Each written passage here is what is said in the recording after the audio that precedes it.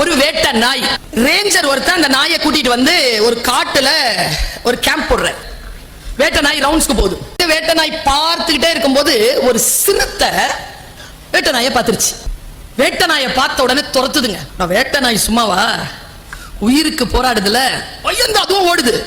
ஆனா டிஸ்டன்ஸ் அதிகமா இருக்கிறதுனால சிறுத்தையால அவ்வளவு சீக்கிரம் கிட்ட வர முடியல. நல்ல வேளை பிரம்மா லிபி அந்த நாய்க்கு, வேட்டை நாய்க்கு நல்லா இருக்கு, ரேஞ்சரை பார்த்துருச்சு. ரேஞ்சர் இப்படி உட்கார்ந்து இருக்காரு. ரேஞ்சர் பக்கம் திரும்பலீங்க. என்ன, நாய்க்கு பிசிக்ஸ் தெரியும். இப்படி வந்து திரும்பணும்னா வர்ற சிறுத்தை இப்படி வந்து அடிச்சிடும் பார்த்துருச்சு. இருந்தாலும் ஒரு கதவு திறந்து இருந்துச்சுங்க. ரேஞ்சர் கதவு லேசா தான் திறந்து வேகமா அந்த ரூம்குள்ள போயிடுச்சு நாய். வித் நோ டைம் இந்த சிறுத்தை உள்ள போயிடுச்சு. டொம்முன்னு போச்சு சிறுத்தை. நான் பெருசு பாருங்க. அந்த ஃபோர்ஸ்ல என்ன ஆச்சு, அந்த கதவு மூடிடுச்சுங்க. டொம்முன்னு மூடிடுச்சு. அந்த ரேஞ்சர் இருக்கான்ல, அவனுக்கு எப்படி இருக்கும் மனசுல வலி. ஏன் வலி? நாய் செத்து. இப்ப கதவை திறக்க முடியாது. ஏன்னா சிறுத்தை பாஞ்சிருச்சுன்னா. ரெஸ்கியூ டீமுக்கு போன் பண்றாரு. ரெஸ்கியூ டீம் வந்து ஒரு கேமரா போட்டுச்சுங்க. இந்த கேமரா போட்ட உடனே கேமரா காட்டுது நாய் உயிரோட இருக்குது.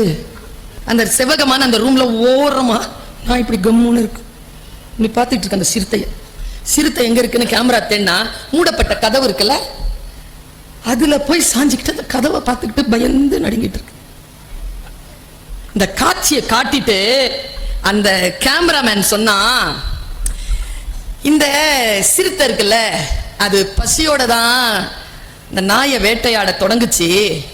இறை கையில் அகப்பட்ட அந்த வினாடியில் எப்பொழுது தன் சுதந்திரம் பறிப்போய் விட்டது என்று அந்த சிறுத்தை புரிந்து கொண்டதோ, அதற்கு பசி ஒரு பொருட்டாகவே இல்லை. அது சுதந்திரத்தை நோக்கி காத்திருக்கிறது. அதற்கு நாய் வேண்டுமா, சுதந்திரம் வேண்டுமா என்றால், எனக்கு சுதந்திரம் தான் வேண்டும், நான் பசியோடு இருந்தாலும் பரவாயில்லை என்று சிறுத்தை சொல்கிறது. சிறுத்தையின் இயல்பு பசியை விட அதற்கு சுதந்திரம் பிடிக்கும். இந்த சிறுத்தையை பத்தி பாரதிதாசன் 60-70 வருஷத்துக்கு முன்னால் எழுதுற. பூட்டிய இருப்பு கூட்டின் கதவு திறக்கப்பட்டது, சிறுத்தையை வெளியில் வா. எலியன உன்னை இகழ்ந்தவர் நடுங்கிட புலியன செயல் செய்ய புறப்படு.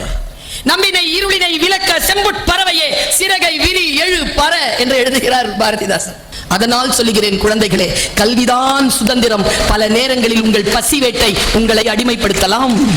ஆசிரியர்கள் எது சொன்னாலும், பெற்றோர்கள் எது சொன்னாலும், குழந்தைகளை கேட்டுக்கொள்ளுங்கள். அதையெல்லாம் பூக்கள் மலரட்டும், சிறகை விரியுங்கள், பறந்து பாருங்கள். சிட்டுக்குருவி போல் தான் இருக்கிறீர்கள். பறந்து பார்த்தால் தான் தெரியும் இதெல்லாம் சிட்டுக்குருவி இல்லை, ராஜாளி என்று. வாருங்கள், வானம் காத்திருக்கிறது, பறப்போம்.